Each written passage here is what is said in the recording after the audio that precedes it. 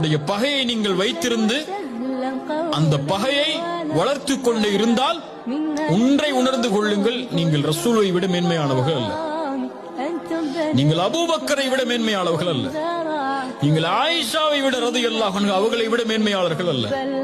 அவர்களே தங்களுடைய மானத்தில் தங்களுடைய விஷயத்தில் பங்கம் இழைக்கப்பட்டாலும் மன்னித்திருக்கிறார்கள் என்றால் அவர்களும் அல்லாஹ்வுடைய மன்னிப்பை தேடினார்கள். நானும் மன்னிப்பை தேடுகிறேன் என்றால் மன்னியுங்கள்.